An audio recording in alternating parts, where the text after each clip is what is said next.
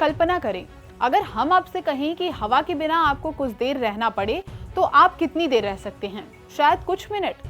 इसका मतलब है कि हवा हमारे जीवन के लिए बहुत ही जरूरी है, पर अगर यही हवा जहरीली हो जाए तो सोचिए इसका हमारे स्वास्थ्य पर कितना नकारात्मक असर होगा। दरअसल आज का हमारा जो विषय है वो स्वास्थ्य की दृष्टि से काफी महत्वपूर्ण है। आज हम बात करेंगे विश्व वायु गुणवत्ता रिपोर्ट के बारे में, परंतु उससे पहले हम ये जान लेते हैं कि हम आज इस विषय की चर्चा क्यों कर रहे हैं।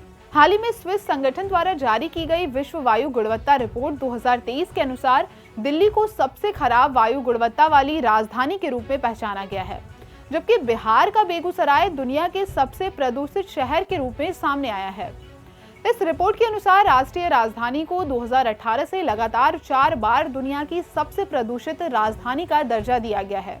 वायु गुणवत्ता के बारे में बढ़ती चिंताओं के बीच स्विस संगठन की इस रिपोर्ट के अनुसार 134 देशों में से भारत दुनिया का तीसरा सबसे अधिक प्रदूषित देश है। इस रिपोर्ट में यह भी बताया गया है कि 54.4 माइक्रोग्राम प्रति घन मीटर की औसत वायु वार्षिक PM 2.5 कंसंट्रेशन के साथ देश अपने केवल 2 पड़ोसी देशों बांग्लादेश और पाकिस्तान से बेहतर है, जबकि बांग्लादेश दुनिया में सबसे प्रदूषित देश है, जहां औसत PM 2.5 कंसंट्रेशन 89.9 माइक्रोग्राम प्रति घन मीटर है। वहीं पाकिस्तान 73.7 के स्तर के साथ दूसरे स्थान पर काबिज है। आइए सबसे पहले हम ये जानते हैं कि ये वायु प्रदूषण क्या है और कौन से ऐसे कारक होते हैं जिनसे वायु की गुणवत्ता में कमी आ सकती है।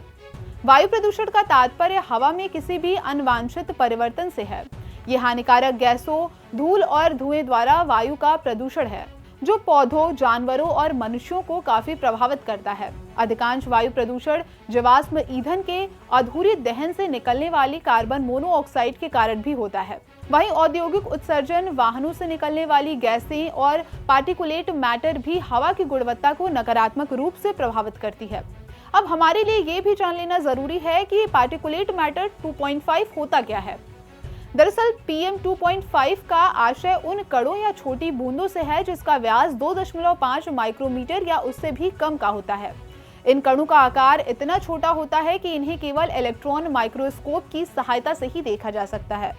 इन कणों का निर्माण ईंधन जलाने और वातावरण में रासायनिक प्रतिक्रिया के परिणाम स्वरूप होता है। आपको बताते चलें कि ये कण इतने खतरनाक होते हैं कि इनके संपर्क में आने से कई बीमारियां भी हो सकती हैं। इनमें अस्थमा, कैंसर, स्ट्रोक और फेफड़ों की बीमारियां शामिल हैं। वहीं इन सूक्ष्म कणों के ऊंचे स्तर के संपर्क में आने से बच्चों की ग्रोथ व गर्भवती स्त्रियों पर इसका बुरा असर पड़ता है। उनमें मानसिक स्वास्थ्य संबंधी समस्याएं हो सकती है। इसके अलावा इन कणों में अस्थमा, हाइपरटेंशन, स्किन एलर्जी जैसी बीमारियों का जन्म होता है। हालांकि भारत में वायु प्रदूषण को नियंत्रित करने के लिए सरकार द्वारा व्यापक स्तर पर प्रयास जारी है, जैसे वायु गुणवत्ता और मौसम पूर्वानुमान अनुसंधान प्रणाली पोर्टल, वायु गुणवत्ता सूचकांक जारी करने के अलावा सरकार इलेक्ट्रिक वाहनों, दिल्ली में ऑड इवन फॉर्मूला, पराली जैसी गतिविधियों को प्रतिबंधित कर वायु की गुणवत्ता को सुधारने की दिशा में लगातार प्रयास कर रही है। चलते चलते आपको बताते चलें कि सरकार के इन तमाम प्रयासों के बावजूद भी शहरों की हवा लगातार खराब होती जा रही है। हालात का अंदाजा इसी से लगाया जा सकता है कि दुनिया के सबसे ज्यादा 30 प्रदूषित शहरों में से 22 शहर भारत के हैं। इनमें से ज्यादातर इलाके राष्ट्रीय राजधानी क्षेत्र दिल्ली से सटे हुए हैं।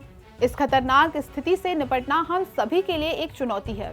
अब आपकी इस पर क्या राय है, हमें कमेंट सेक्शन में जरूर बताएं।